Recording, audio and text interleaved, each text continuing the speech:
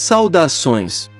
Eu me chamo Rogério e sou fã do canal há muito tempo, principalmente porque aqui eu assisto a muitos casos sinistros sobre os mais variados assuntos sobrenaturais. Assim posso tomar conhecimento de muitas experiências perturbadoras relacionadas ao desconhecido. Bom, então vamos lá! A minha experiência foi a seguinte. Quando eu tinha 5 anos de idade eu fui morar com os meus avós, por motivos que no momento não vou explicar pois deixaria o relato muito longo. Atualmente tenho 28 anos, já sou casado e agora estou morando bem longe de lá, e de certa forma isso me dá um grande alívio. Sempre ouvi a minha avó contar fatos inexplicáveis que, de vez em quando, ocorriam em sua casa. Eram coisas que até poderiam ser fantasmas e almas de outro mundo, mas também havia a possibilidade de serem acontecimentos absolutamente normais para uma casa que já tinha seus mais de 40 anos de construída. Muitas pessoas moraram por lá, antes do meu avô comprar o imóvel para morar com a minha avó. Porém, das famílias que moraram lá, a mais conhecida foi aquela que passou por uma grande tragédia. Conta-se que essa família tinha uma criança de 7 anos, uma menina. Acontece que no fundo do quintal havia um poço artesanal de grande profundidade, e que uma fatalidade fez com que a filha desse casal caísse lá e desaparecesse misteriosamente. Os moradores mais antigos do bairro dizem que procuraram durante 6 meses o corpo da garota, e como não encontraram nada, resolveram aterrar o poço e rezar uma missa sobre ele. Minha avó não se impressionava com essas coisas pois sempre teve muita fé em Deus e era bastante religiosa. Mas sempre que estava sozinha no quintal podia sentir que era observada. Em algumas vezes ela até sentia que era tocada por mãos pequenas e frias, como se fossem de gelo, bem na altura da batata da perna. Claro que ao olhar em volta, ela nunca via nada nem ninguém por lá. As próprias árvores do quintal davam a ele um aspecto sombrio e de mau agouro. Para piorar as coisas, em 1999, o meu avô faleceu e depois disso parece que tudo ficou ainda mais macabro. Não acredito que meu avô seja o motivo, mas talvez sua morte tenha encorajado alguma energia ruim a agir de forma mais agressiva, já que agora éramos apenas a minha avó e eu.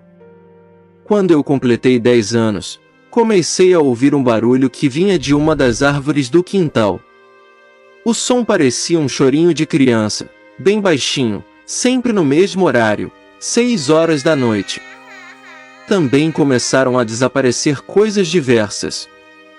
Um dia, o pedreiro que estava reformando a lavanderia, colocou o martelo em cima de uma mesa que havia ao lado do tanque e só foi encontrá-lo 3 dias depois em cima da laje. Ninguém nunca soube como ele foi parar lá. Na sala principal da casa havia uma grande janela. Sempre que eu ia brincar com meus amigos na rua, um deles me falava: "Nossa, a sua avó deve ter muito cuidado com você, pois não para de vigiá-lo pela janela." Quando eu entrava em casa perguntava a ela se havia me observado e ela dizia que não, e que tinha ficado ocupada a tarde toda. Eu não acreditava. Achava que ela estava querendo brincar comigo, até que um dia ela foi ao mercado e eu fiquei na rua, brincando como sempre.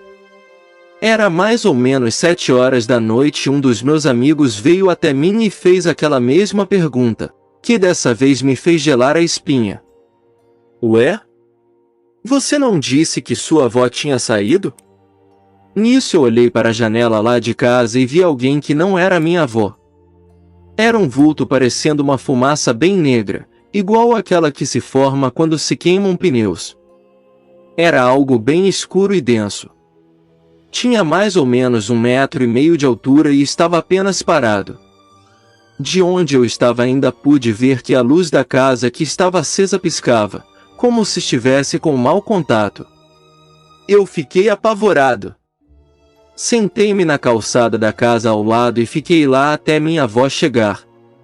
Contei tudo a ela, e naquela noite quase não dormimos, por causa dos barulhos e vozes pela casa.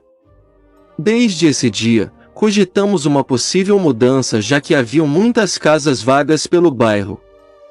Certa noite, decidimos sair para ir ao casamento de um conhecido nosso.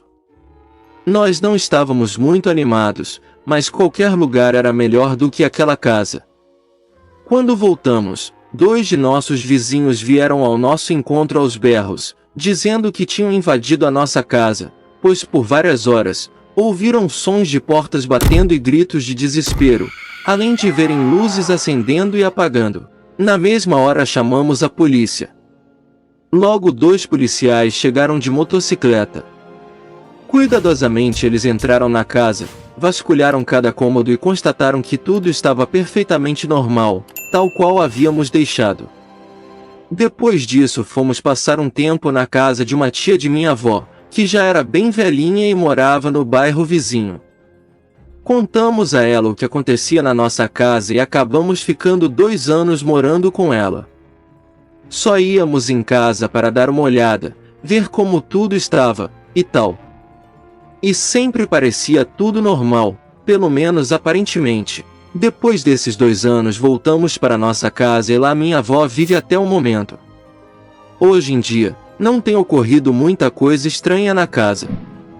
Parece que o mal que havia ali se foi, mas mesmo assim, quando vou visitá-la, sinto como se alguém estivesse me espionando pelos cantos. Não sei o que é, mas sei que tem alguma coisa lá. Alguma coisa que provoca a nossa curiosidade e ao mesmo tempo testa os nossos medos. Sei que os fenômenos não cessaram por completo, pois minha avó esconde as coisas de mim para não me incomodar, porém vejo no seu rosto que ela está sempre com uma preocupação misteriosa. Talvez seja o medo de que qualquer dia, tudo que anda adormecido naquela casa, desperte outra vez.